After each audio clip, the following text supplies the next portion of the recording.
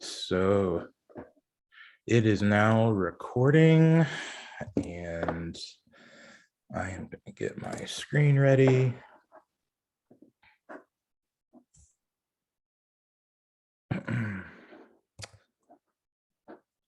Sorry about that.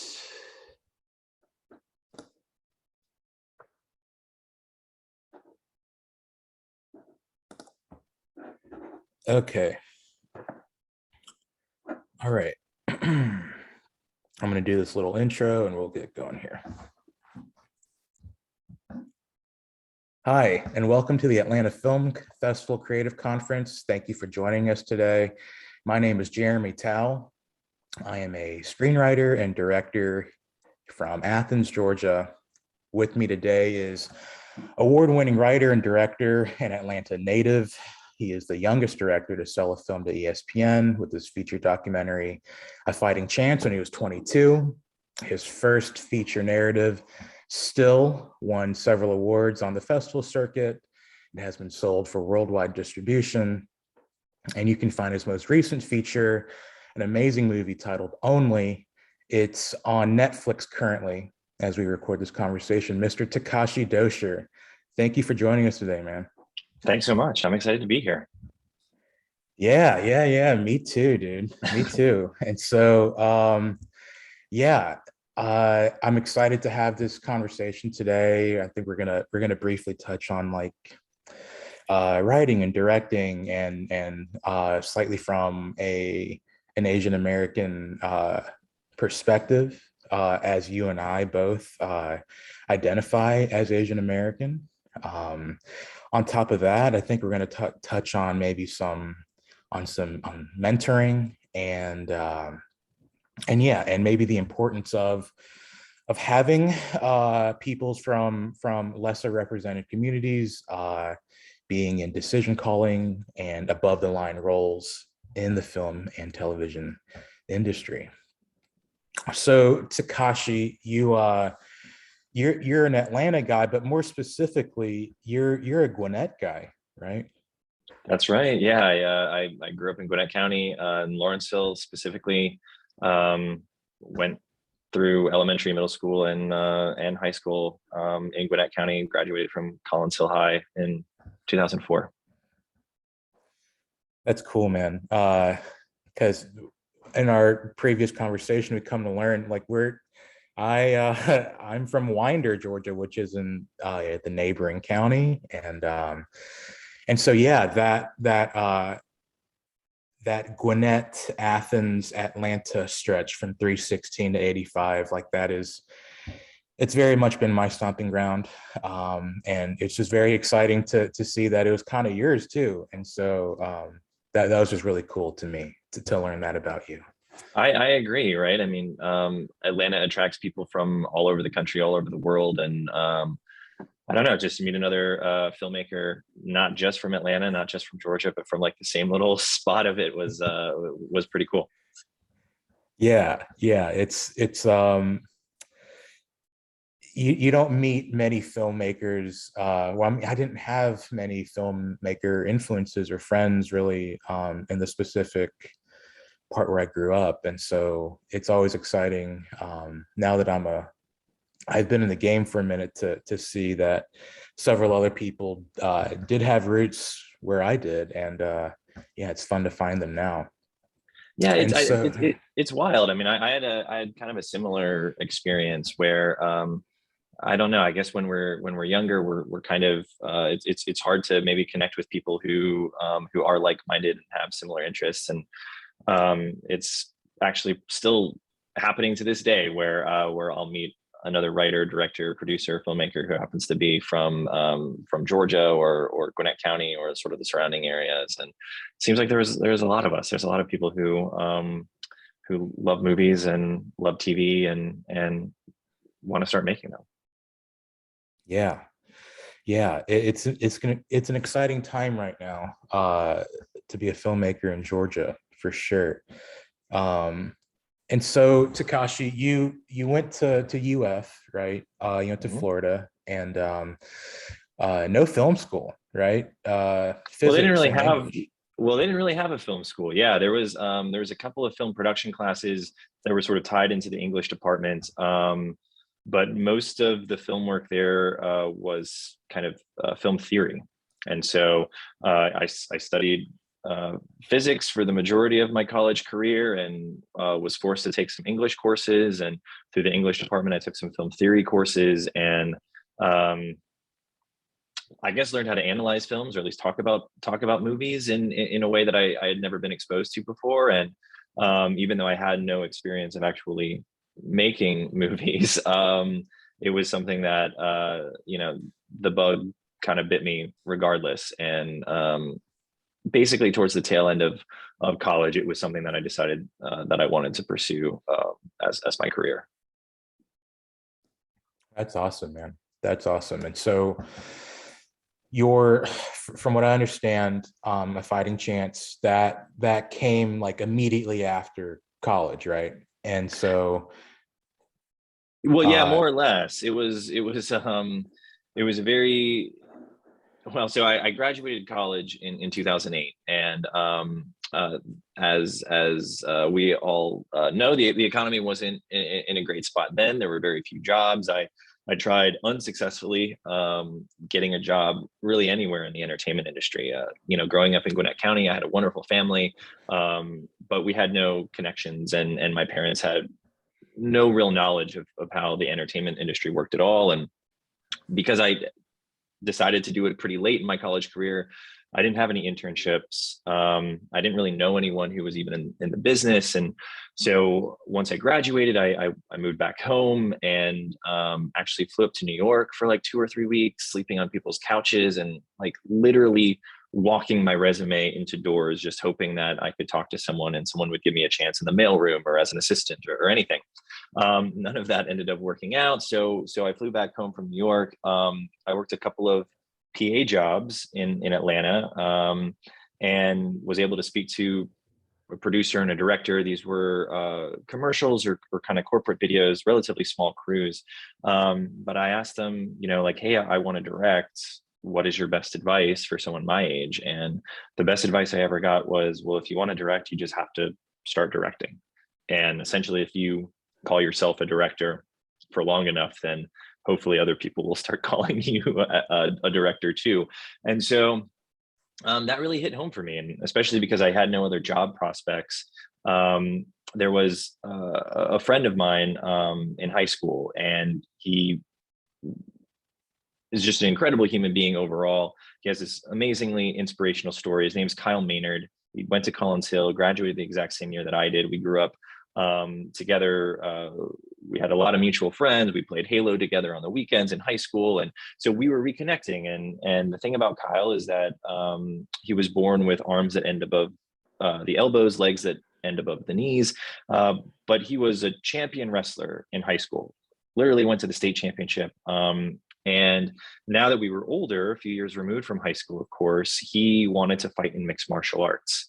And when we were catching up, he recently told me that the state of Georgia, the commissioner of boxing and fighting and entertainment, told him, based off of his condition, that he was not allowed to compete in any fight whatsoever in the state of Georgia. And it was crushing to Kyle. He had been told all of his life that he couldn't do something and had always defied the odds. And now he was sort of up against this obstacle that was the Georgia state government that was telling him that whether it was amateur fight, whether it's professional fight, he was not allowed to fight an able-bodied opponent in a sport that he really respected and really loved. And so that was sort of all I needed to hear. And even though I had never made a movie before, I was talking to Kyle and said, hey, do you mind if I start filming you and your journey as you try to get this fight in MMA? And thankfully he said yes. So I called up a buddy of mine from college who was also kind of floating around and also interested in film, and his name was Alex Schaffner. And he came to Georgia, and basically that set off like a 2.5 year journey, where we decided to make a feature-length documentary about Kyle. And very fortunately, very luckily, got it in front of the right people, and was able to sell it to ESPN just a couple of years later. That's so awesome, man. It's it's amazing how stories will find you at times, and projects that you have to make. They can sometimes just force their way into your life, just like what happened with you. And so uh fast forward a little bit, you have and you tell me about the SB. Oh, so yeah, that whole experience came a few years afterwards. Like I said, Kyle Maynard is kind of just an incredible and inspiring individual, and so spoiler alert, he did ultimately get a fight, a mixed martial arts. We had to go to the state of Alabama to do so. Maybe surprisingly, maybe not surprisingly, Alabama will I guess let anyone fight anyone over there for good or for bad. And now is a couple years after the film had come out on ESPN, and Kyle decided that he wanted to climb Mount Kilimanjaro, and ESPN was interested in telling that story as well. And so Kyle gave me a phone call, and I had jokingly told Kyle before that I was never going to make another movie about him. I love him. He was in my wedding, one of my best friends in the entire world. But we just spent essentially like every waking hour together for 2 whole years. I mean, I was essentially like living with him for that period of time. And so it was just a joke. I was like, Kyle, that was an incredible experience. I'm so glad we did it, but I'm never going to make another movie about you again. And of course, a couple years later, he calls with this crazy idea that he was going to climb one of the tallest mountains in the world. So it didn't take long, to be quite honest, for him to convince me to help out with that. And so next thing you know, we were flying to Africa, and I'm carrying cameras and filming and climbing up the mountain right alongside him. And that was the story. That was the sort of piece. It was a shorter piece for ESPN. Outside the Lines, I think, was the program. But Kyle and that story ended up winning Most Inspirational Athlete later that year at the ESPY Awards, which was also just a really, really incredible thing to witness. Amazing, man. That's so cool. I so bringing it back to A Fighting Chance, when I was watching it, I was very happy to see that y'all spent some time in Athens, Yeah. Georgia. I actually live in Athens. I'm recording in Athens right now. And so with the nature of Kyle's story in A Fighting Chance, obviously taking place in Georgia, you then make your next big creative thing was your first narrative feature, Moonshine Still, now known as Still, right? That's right. And so it was also cool when watching Still to see like Lumpkin County mentioned, and places in North Georgia that we so lovingly recognize, right? And so it was really awesome to see you continue that trend of having your stories based in the great state of Georgia. And so, it's it's very special to me to see an Atlanta guy make the big move to LA, but wanting to film your stories here. And so can you just tell me about Still and that process and filming? It was fun to see. I saw some familiar names in your credits of people who I've shared call sheets with, and so yeah, I'd just like to hear about Still and your shift from your documentary to feature and all of that. Well, it took a long time, actually, between the documentary and between Still. It was not an easy road, not a smooth road. After the documentary premiered on ESPN, I was like, oh, this is going to be great for my career. This is going to open up a lot of doors. I'm going to get phone calls from agents or people in Hollywood, and none of that happened. I think that the best thing that it did was honestly prove to myself that maybe I could continue to do this. And again, going along with the theme of, if you call yourself a director enough times, then hopefully somebody else will too. And I think because I was in Georgia and had made that documentary, the doors that it did open were quite local. They were opportunities to shoot direct music videos or some low budget commercials or some corporate videos, if that's what it was. And that really allowed me to do a couple of things. One, it allowed me to just survive because I had very little money during all of this. I was also picking up random editing jobs off of Craigslist. There's another movie based out of Atlanta called Snow on the Bluff, which I actually edited while I was making the while I was making the documentary, just to make ends meet. I was paid, true story, I was literally paid in cash in the back of like Walmart, not Walmart, sorry, Waffle House, like parking lots. I would pull up and I'd get handed a hard drive and like an envelope of cash, and I'd head back to Gwinnett County and start cutting this crazy movie.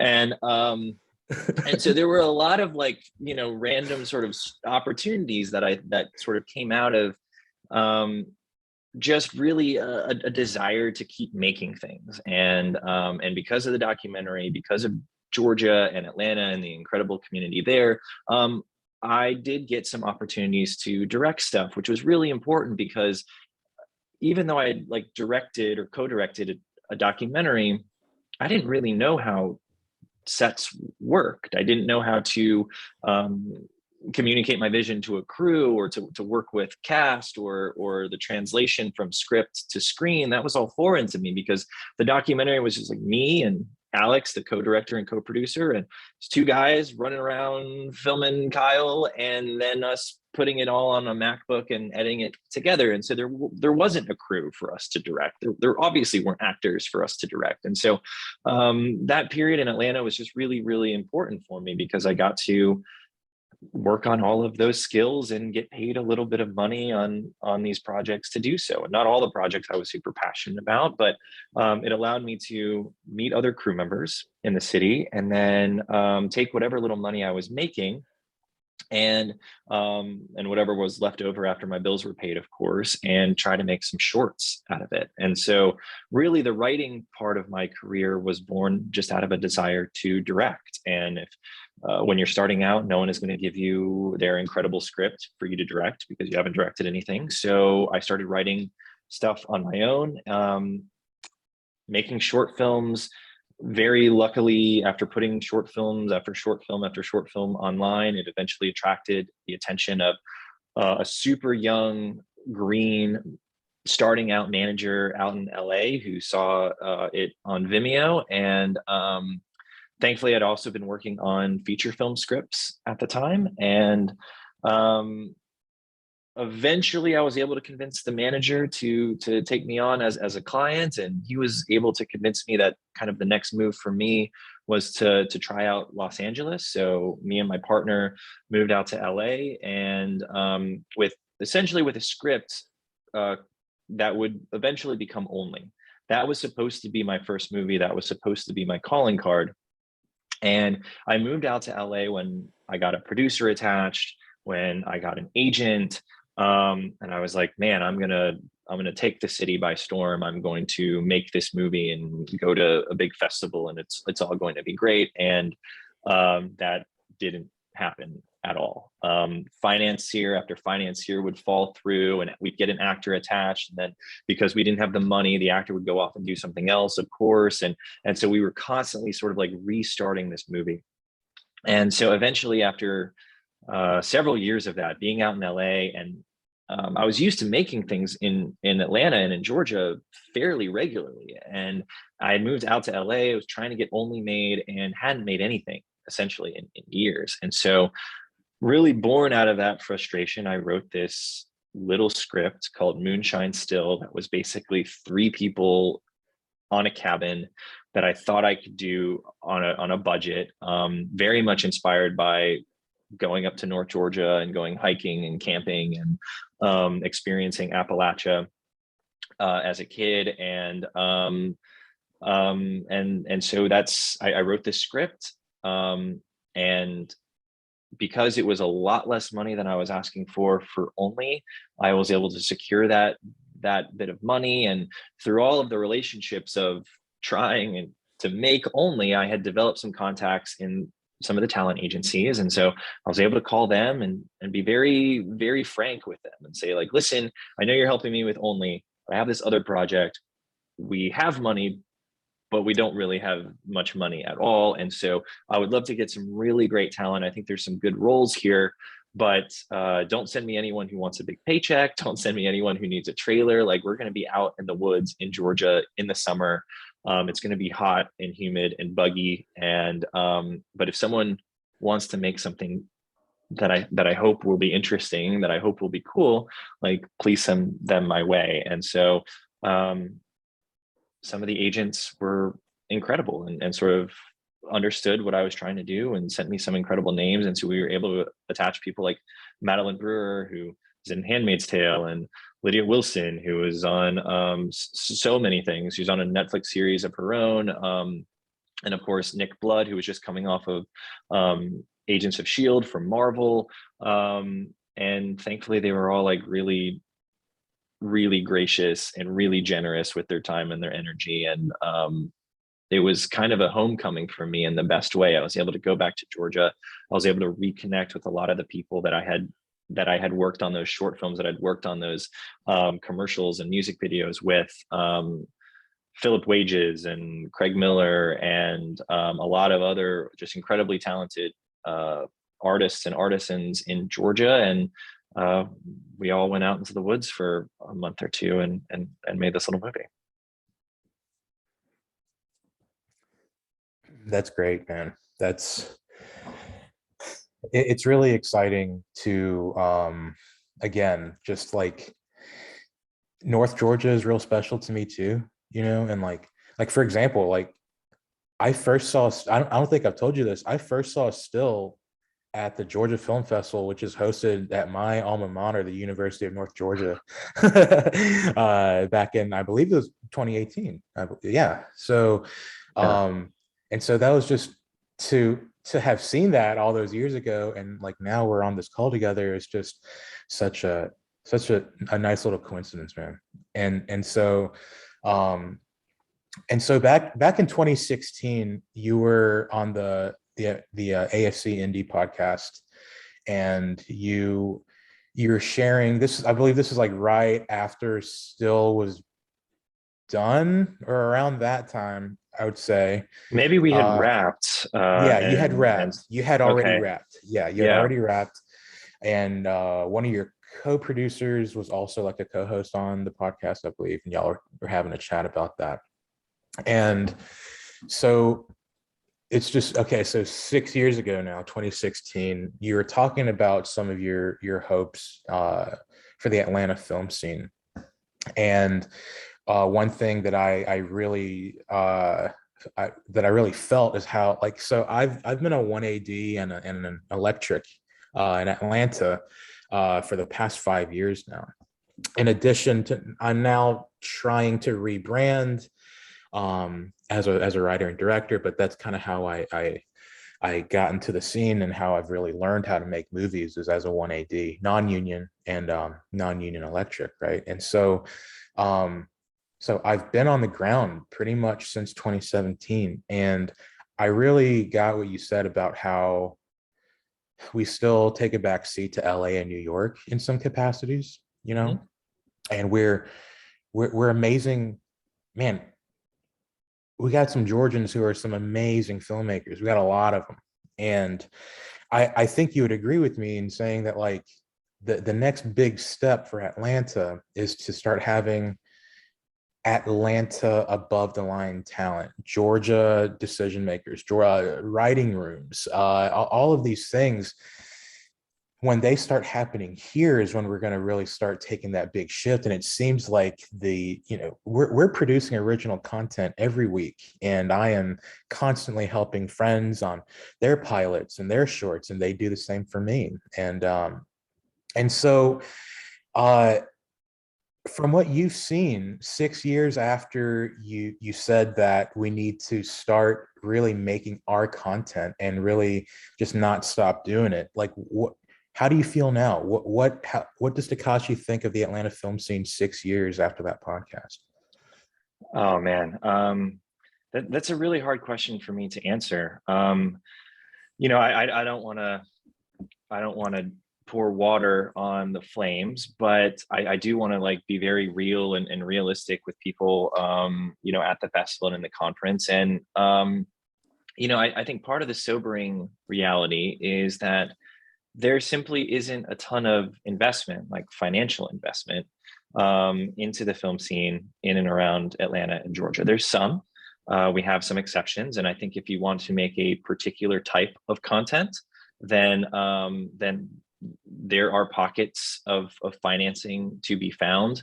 But the truth is that a lot of the people who want to finance movies, who want to get into the producing game, a lot of those people are either in LA or kind of run through LA to make a lot of those decisions. And that, fortunately or unfortunately, is still very much the case today, as it was 6 or 7 years ago when we had wrapped my first feature. And so and that's going to be, I think,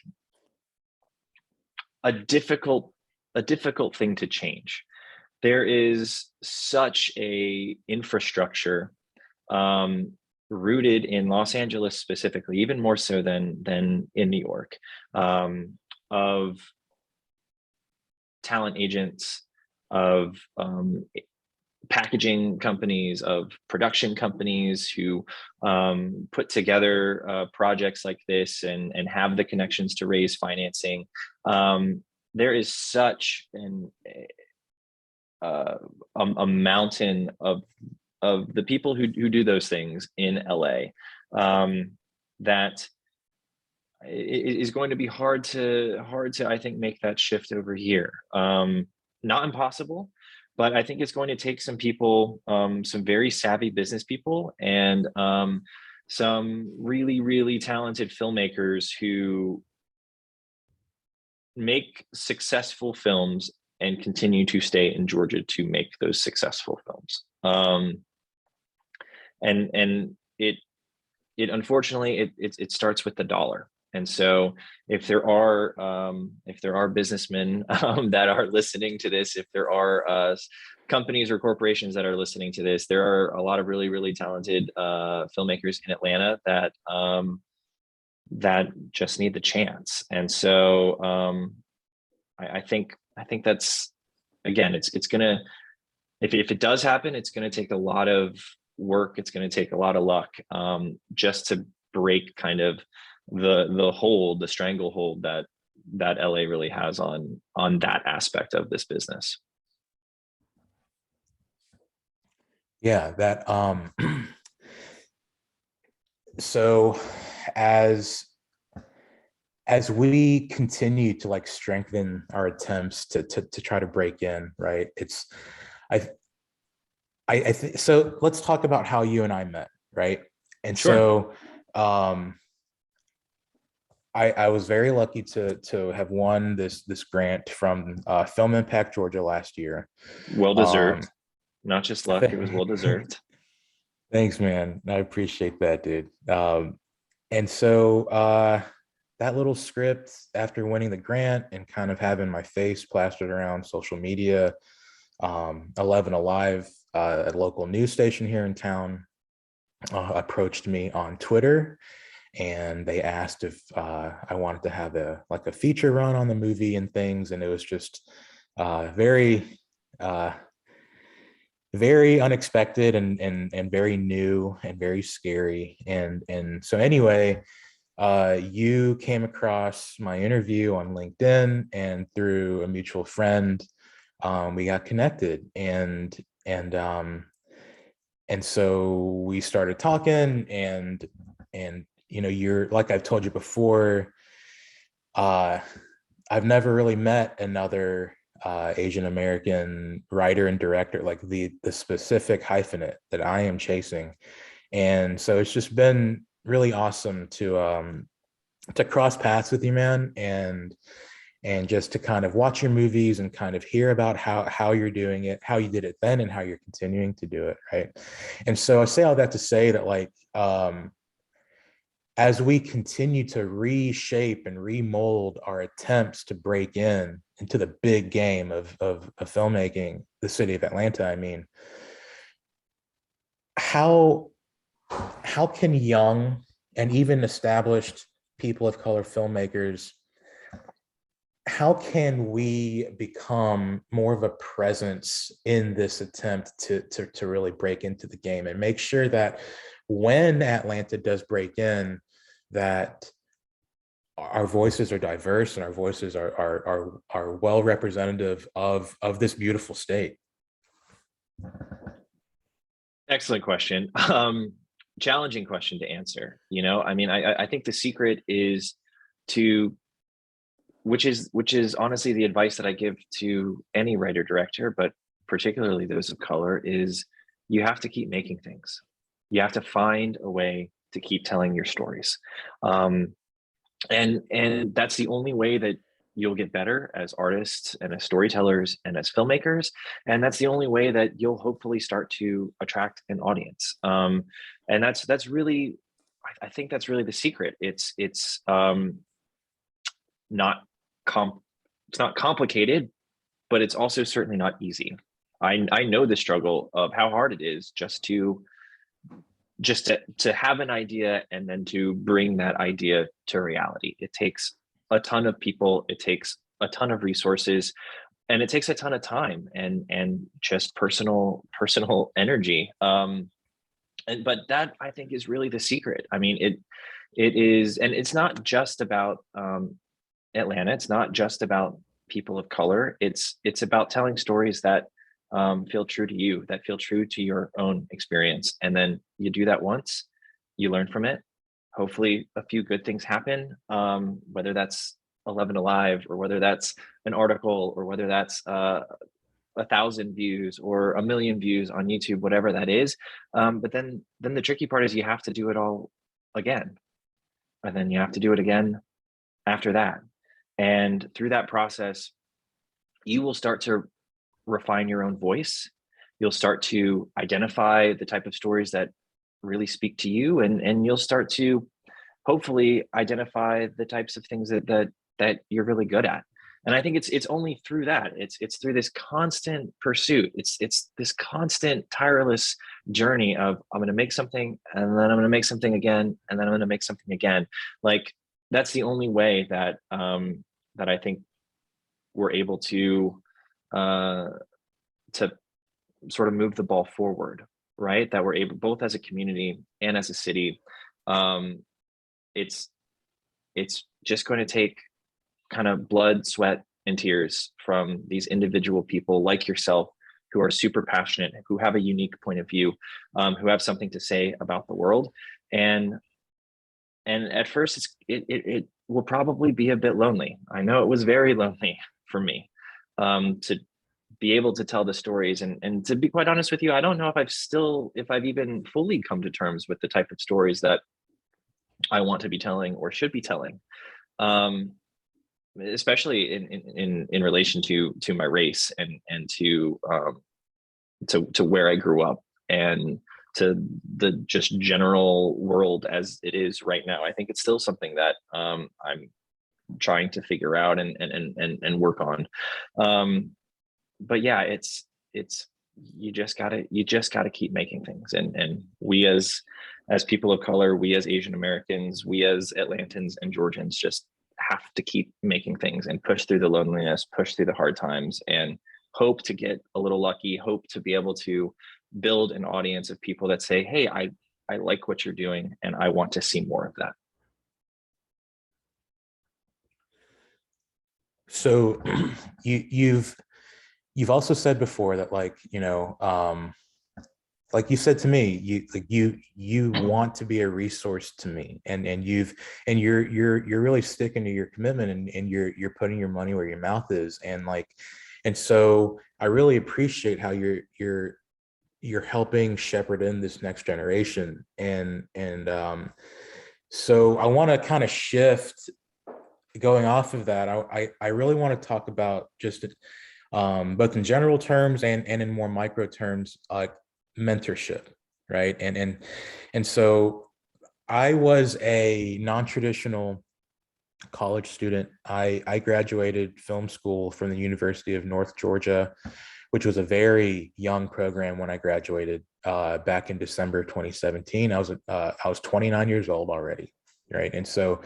Um, and so I was a good bit older than most of the students in my program, and I'd gotten a pretty good taste of real world life right throughout my 20s. And so um, as I was discovering filmmaking and legitimately learning how to make movies, like both in the classroom and specifically outside of the classroom, um, you know, I I had a lot of trouble um, finding mentorship. I craved it immensely, and I searched for it very much so.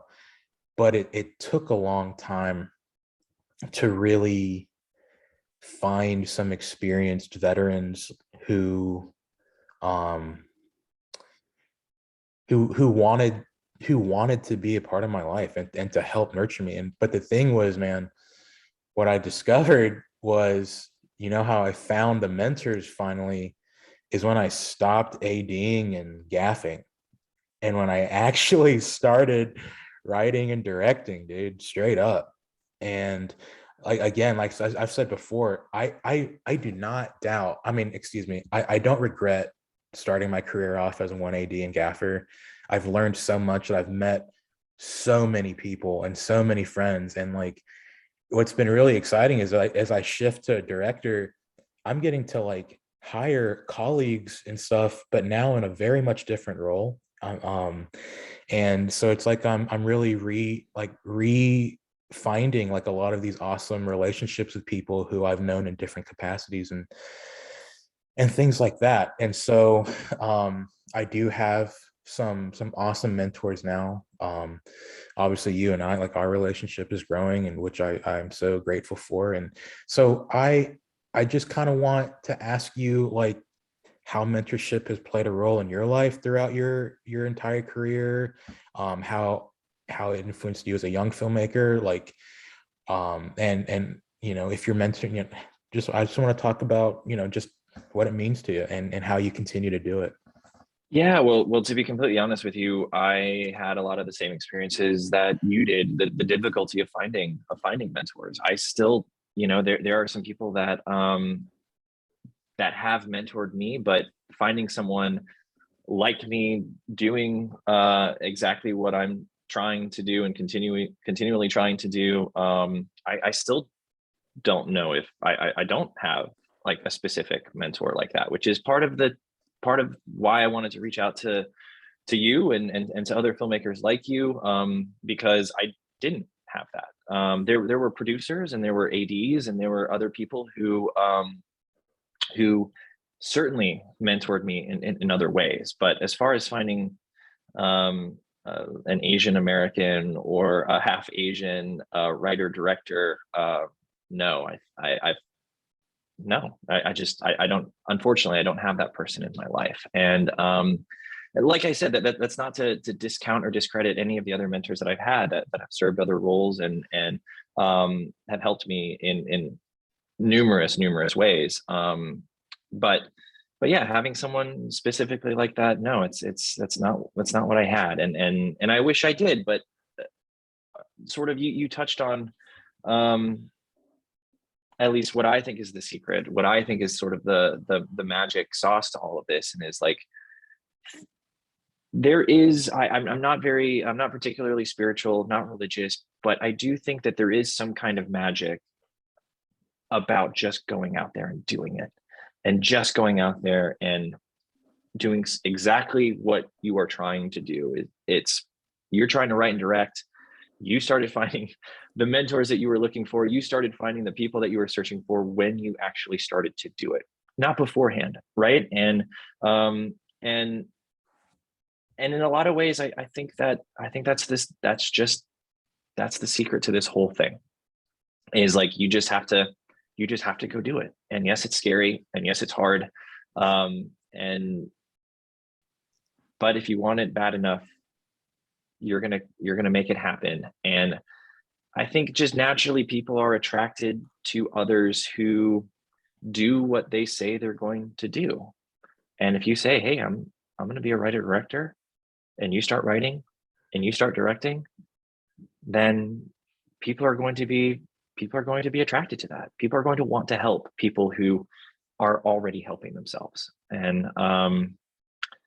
yeah, I think mentorship is just like that. If you start doing it, then hopefully people will start recognizing that and wanting to help you along that path.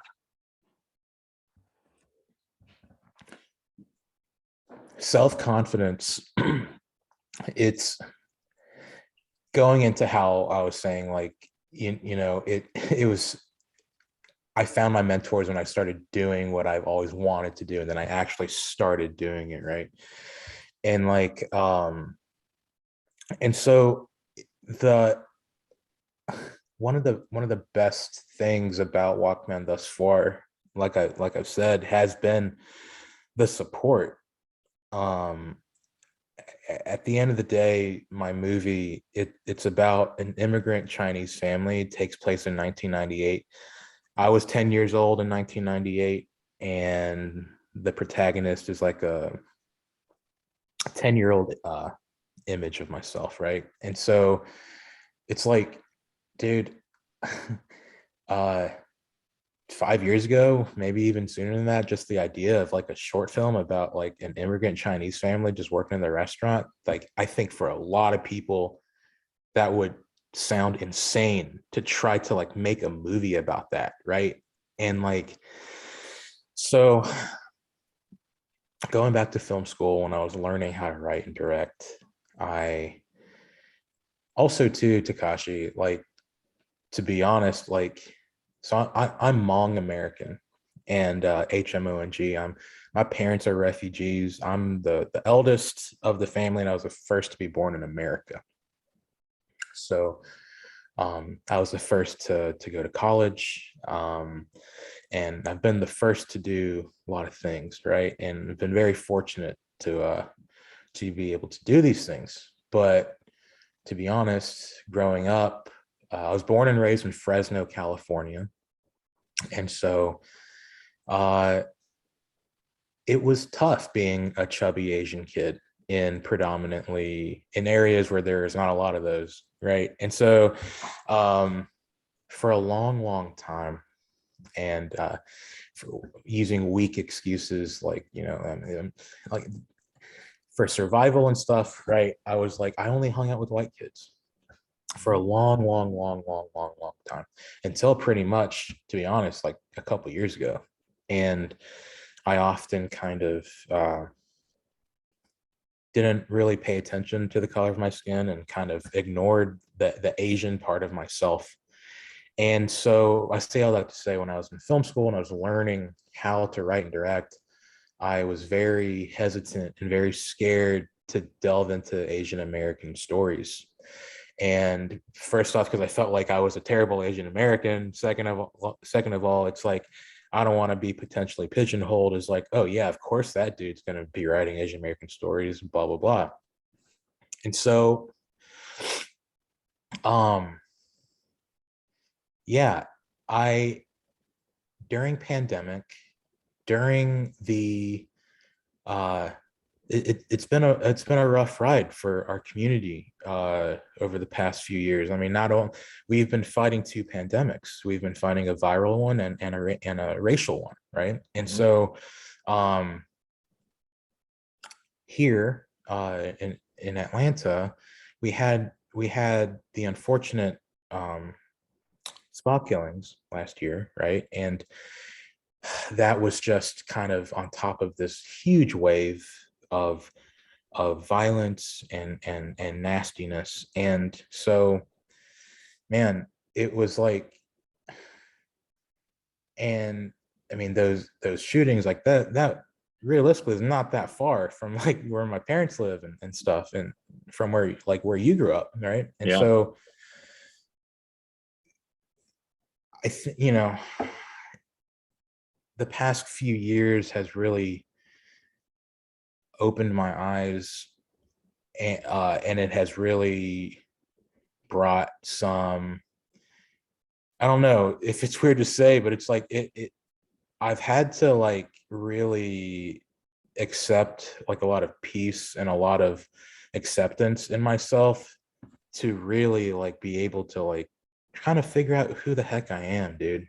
And um you know, like I remember when I was trying to figure out what my senior film was going to be and figuring out what I wanted to write, and it was just, I remember it being such a difficult process of like, do I want to like try to like pull some, you know, do some David Fincher stuff, or like, you know, I love the Coen brothers, like am I going to try to like do something more in that nature? And it's just like in that moment I realized that like, what the hell do, like, I should be doing something I want to do, but I don't even know who the hell I am. Like I don't Mm. even know, like, if someone asked me like what kind of stories do you want to tell, dude, in 2017 I don't know if I could have answered that question. Yeah. And so I wrote, like, I was very unsatisfied in my senior film in terms of like, I just didn't, I don't, it couldn't, it just wasn't what I wanted to tell. It ended up being a great movie. And like, I made a lot of great relationships and friendships off of it. But like, I feel like it was, and I mean, I don't, it just could have been better if and so I think that dissatisfaction of how it went has really been like a cloud that has followed me since film school. And knowing that like I mean, you know how indie filmmaking, man, indie filmmaking is like, the opportunities are few and far between, as you know, especially when you start wanting to make these bigger shorts that require, you know, sometimes tens of thousands of dollars, like literally. Mm-hmm. Like, man, when the opportunities come, you better bring the heat. And I really came to accept the fact that like, I am going to have to figure out who I am in order for my next movie to be like the most authentically Jeremy it can be, right? And Mm. so after film school, um, or actually like a few months before I graduated, I started 1ADing on a bunch of music videos in Athens. I actually started my film career in Athens for a local production company. We were banging out these music videos for a good while. And then I made the jump to Atlanta from there. And being a young non-union 1AD was had its own huge set of difficulties, financial ones. A big one was like the one that I still deal with to this day. I'm 33, you know, I'm not the youngest kid anymore, but I'm also like, I want to try to say is like, sometimes on set when you have people, when I'm 1ADing and I have people like 20, 25 years older than me, it's intimidating to me still, man, because like, you know, I'm very much an introvert. I'm very shy. I And I've had to strengthen a lot of my extrovert skills to become a better filmmaker for communication and all Mm-hmm. of these things. But that doesn't make it any easier from how uncomfortable I can get when it's like, yeah, I mean, I think it's all rooted in confidence that I gained from a 1AD, Mm. that is really helping me as I transition to a writer and director, because self-confidence is something that I my entire life have struggled with, and I'm pretty sure it's going to be something I struggle with for a lot longer, and especially being a creative, right? And so I say all that to say that like, uh, it's just been such a it's so funny but cool how different our paths have been to get into the director's chair. um but it's just so exciting to be starting now, you know, like um for the first time, Takashi, like, dude, I'm still in like, we just shot the teaser for Walkman. Like we're really months and months away from principal. But the other day someone asked me for the first time, like, what are you doing after Walkman? And I'm like, oh my God, dude, like I don't even know when principal photography is going to be for Walkman. And I was like, oh my gosh, like, I think I'm going to have to start thinking on how to answer that, because I'm pretty sure that's going to start coming pretty soon, a lot more often. And so that has been like a big thing of anxiety.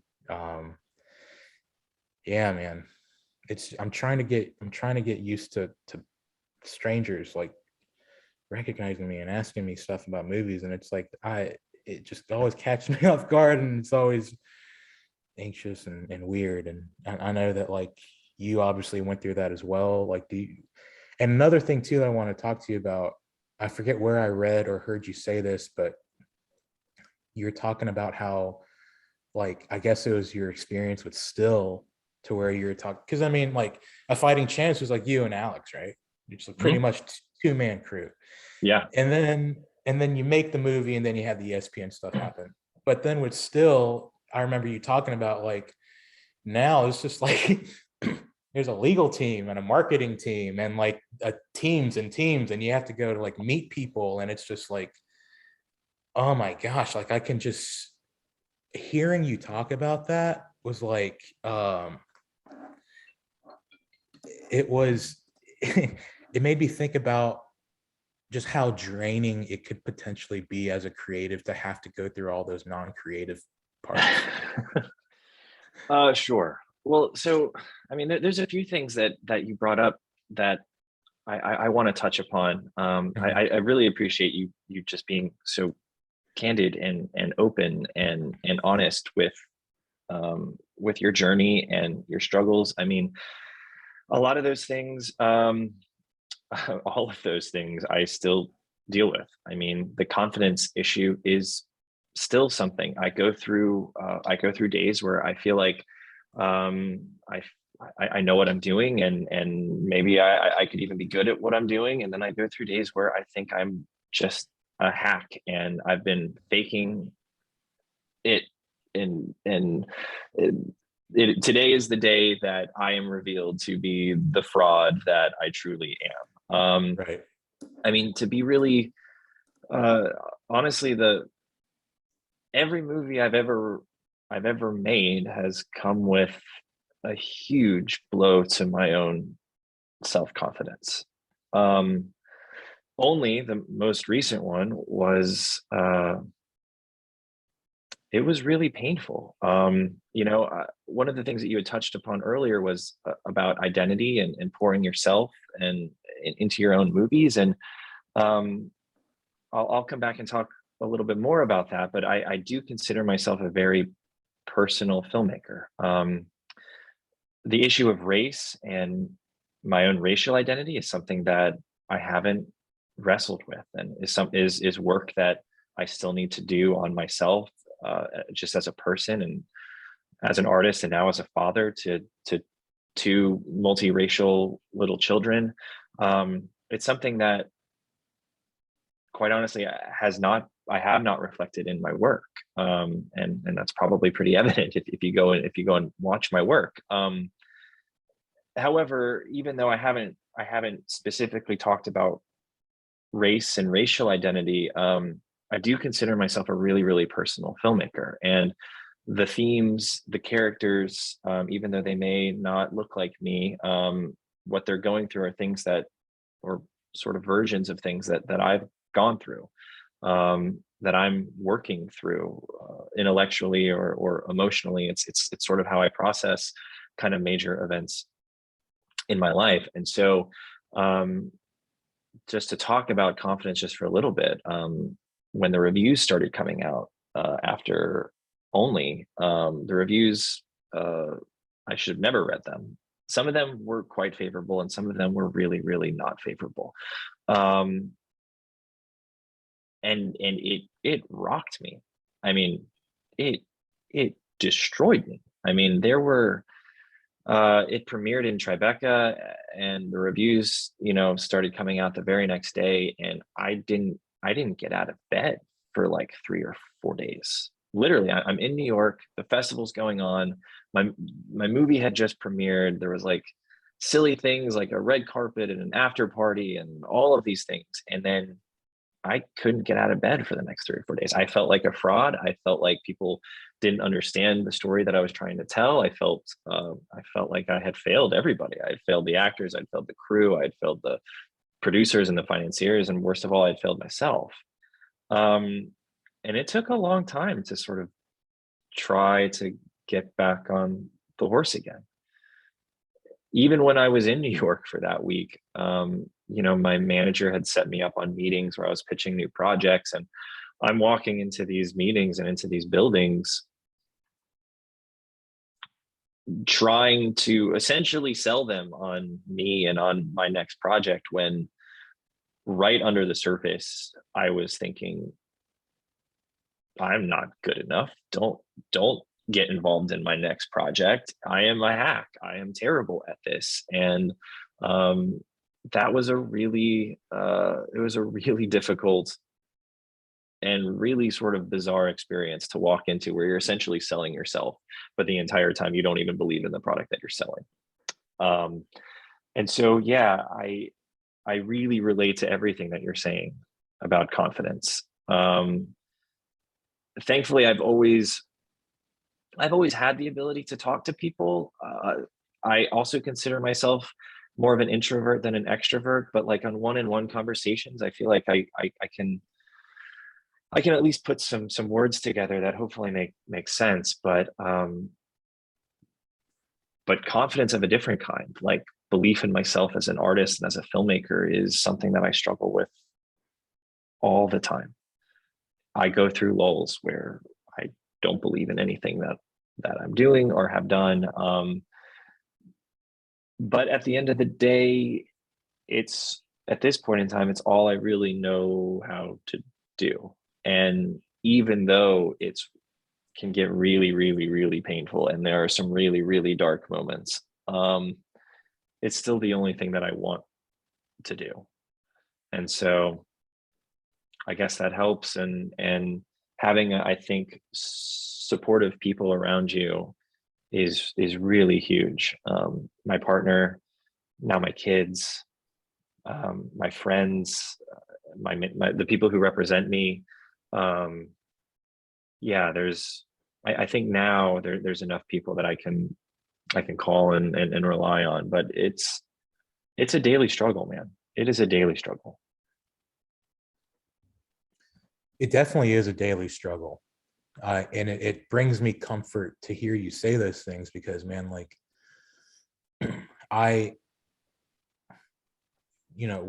we've won a good amount of money for Walkman. Where our budget, we're looking at it, this is the biggest budget of anything I've ever made. We're looking at 25 grand, right? And so we've won some of that. We are preparing for a crowdfunding campaign. And so being the one AD on many short films that have they had successful crowdfunding campaigns or what have you, we acquired a lot of other people's money to make the movie, right? And I'm sure you've seen before in the past, there's often times when money is irresponsibly spent or what have you. And so I am very cognizant and very aware of how much of other people's money is coming our way to make this thing, right? And so, like, I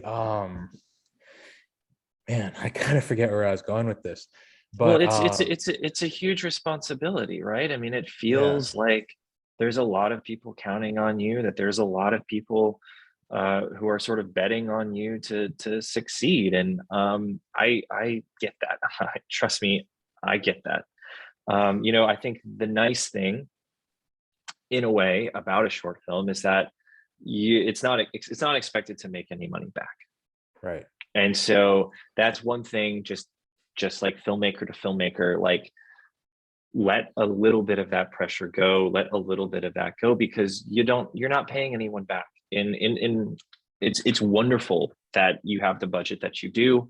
I don't think I've ever had a budget to make a short film like that. So that's amazing. And it's also amazing that no one's expecting to get a return on any of that. So let some of that pressure go. Let some of that, I get it. I understand it. it only gets worse when you're talking like feature films and other things that like people are expecting their money back. Yeah. Some of which I've been successful at, some of which I haven't been as successful with. But right now, I think your focus and your responsibility should just be to tell the best story that you want to tell, and to maximize those resources, and to do that. I think that should be your focus. Yeah. Thanks, man. It's been this like, it's been a difficult transition to go from, I mean, man, I've 180'd for 5 years, you know, and so like the transition from 180 to director, I knew was going to be difficult.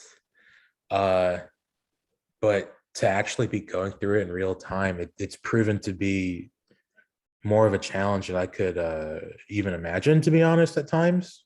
There are too many times when I am too concerned with the non-creative stuff, and it's like, dude, I built the team, right? Like these people did not accidentally like come here. Like we handpicked everybody, and so a big challenge that I'm constantly going through now is to relax. Like I just need to relax, is what I'm saying. Like I'm just stressed at all times, and I just need to relax, and I need to like not micromanage, and I need to let the department heads and my producing team like just do their thing, because they're the best, bro. Like I mean, like, Well, dude, I mean, I think what you need to do is not forget to have some fun. yeah, yeah, Right? This yeah, is, no matter what happens with this movie, this is what I try to tell myself all the time, is that like I just feel like in this game, maybe just as people, we're always looking for like the next thing, yeah. right? Like, well, how is this movie going to do so that it enables sort of the next thing that I want to make? And one of the things that I've tried to do on this last thing, I was up in Chicago directing a TV show, and someone on set told me, like, dude, don't forget to have fun. And I think that is just so important, because we can be so wrapped up in the next thing that we don't realize that actually what we're doing right now is the dream. That is the goal. You are about to direct something that you have written. By definition, you are a writer and a director. You are already living the dream. You are already living the goal.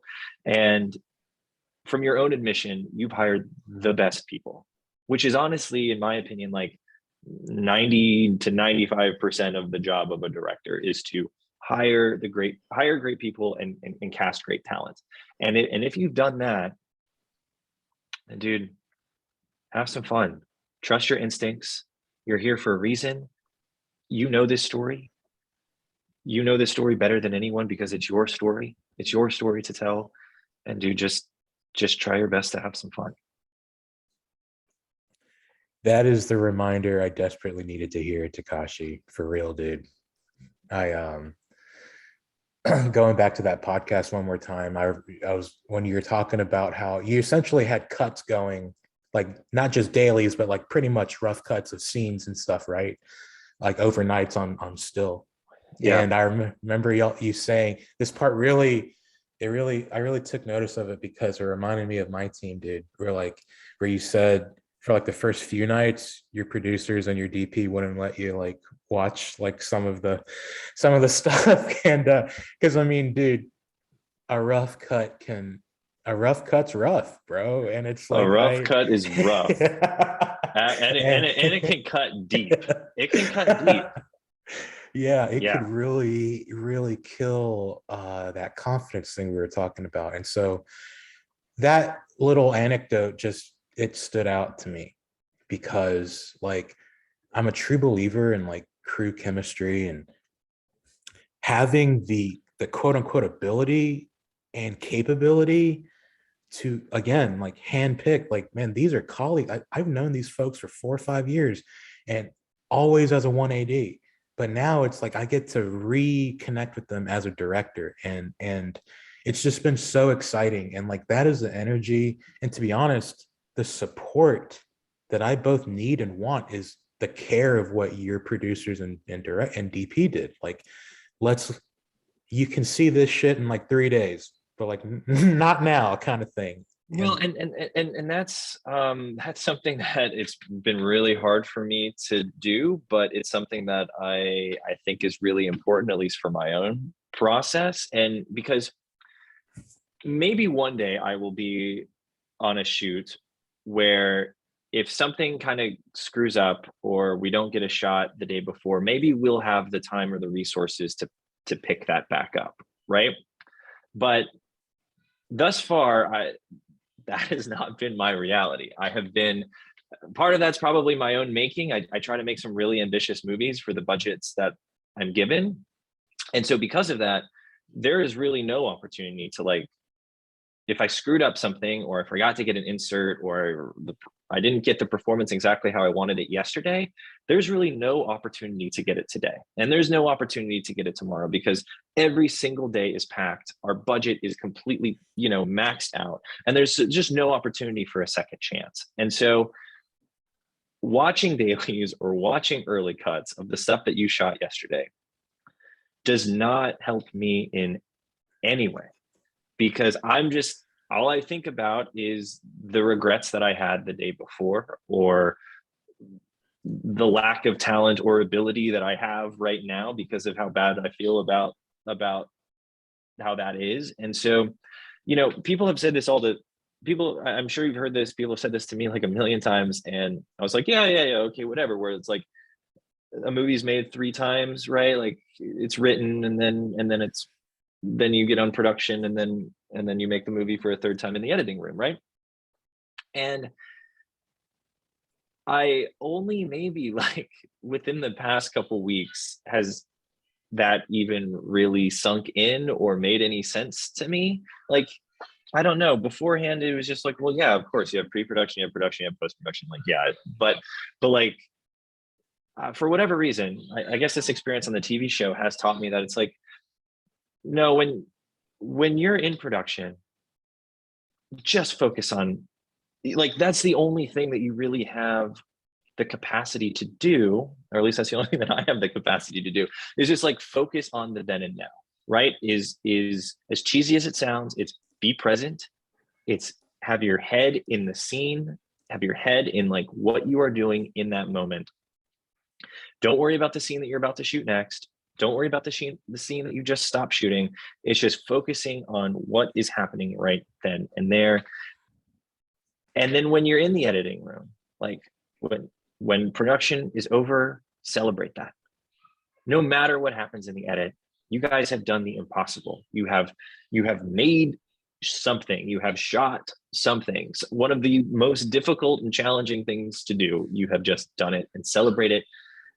And then when you start moving into post, and this is again something that I struggle with to this day, I have to throw away all of the preconceptions and all of the intention and all of the like, well, this is what the scene should have been.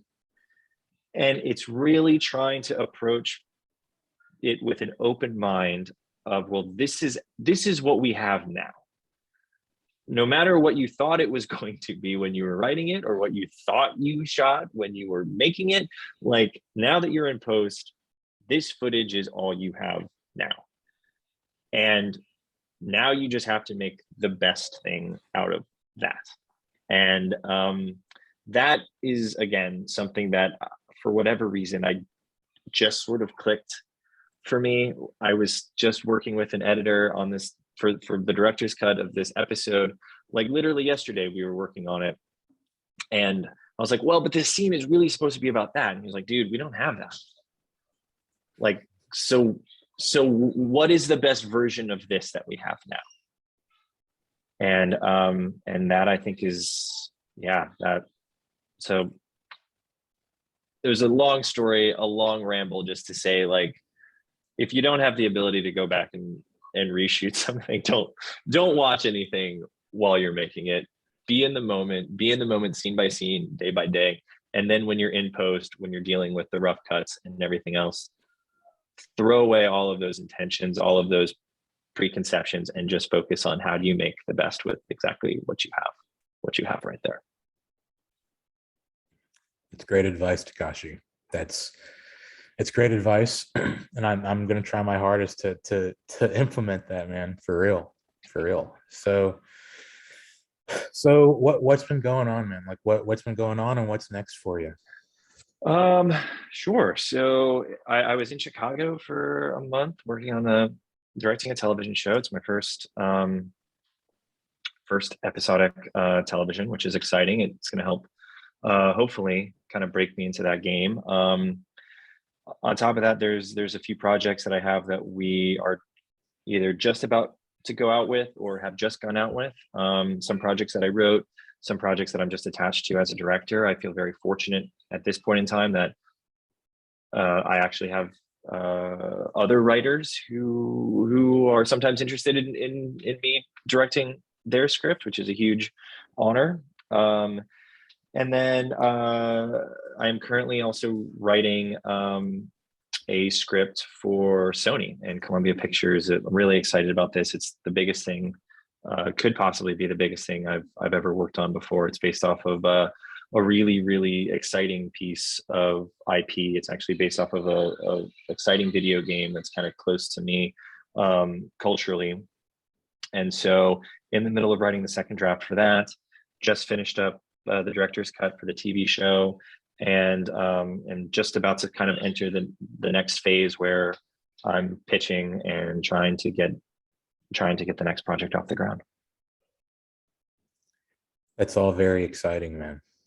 Good luck with all of that. That's all very exciting to hear. And just want to let you know, Atlanta's proud of you, man. We're rooting for you. And well, that goes both ways. I'm actively, my family and I are actively working at the moment to actually move back to Atlanta. Like I said, I have 2 little kids, and it's nice being close to family. And one of the benefits of this crazy pandemic is that it doesn't seem, at least at the moment, to be super critical for me to be in LA. A lot of things are done remotely, just like this. And so I'm hoping to be able to move back to Atlanta permanently. I've shot every single one of my movies there, and plan to continue that as long as it's still possible. So it'll be really good to come back. That's exciting, and I can't wait to meet you in person and to grow our relationship, Takashi. So where can people find you or watch your stuff or follow you or all that good stuff? Sure. Only is on Netflix, as you mentioned at the top. My movie Still, or Moonshine Still, is available on Hulu. And then during the pandemic, when production was shut down, I actually directed a scripted podcast, kind of a radio play. So there's an 8-episode first season available for free anywhere you listen to podcasts. That show is called Dark Woods. It's pretty cool, I think, and I'm really excited because Universal Television has actually decided to pick it up and adapt it from the podcast into an original television show. So we're sort of in the process of working through that right now, but it's called Dark Woods. Yeah, I think that probably covers it. Very exciting, Takashi. That is so cool, man. I can't wait to check all of that stuff out. For real, dude, thank you for your time and energy as my new friend and new mentor and colleague. Absolutely. and for hanging out with me today. I'm sure a lot of people are going to enjoy all of the info and stuff that you shared with us today. We appreciate it. Well, Jeremy, good luck with everything. It's very, very exciting where you are right now and what's about to happen. And then to everyone listening or watching, please enjoy the festival. It's an incredible festival. They've been so supportive of me throughout the years. Enjoy the creative conference, and yeah, let's just keep making things. Absolutely. Well, y'all, thanks for joining us today. I hope everyone here has enjoyed Takashi and mine's conversation. And we hope that you check out a lot more of the virtual content here during the Atlanta Film Fest and Creative Conference. On behalf of my good friend Takashi here, thank you. Thank everybody. And we'll see you soon. Thanks, guys. See ya. Okay, stop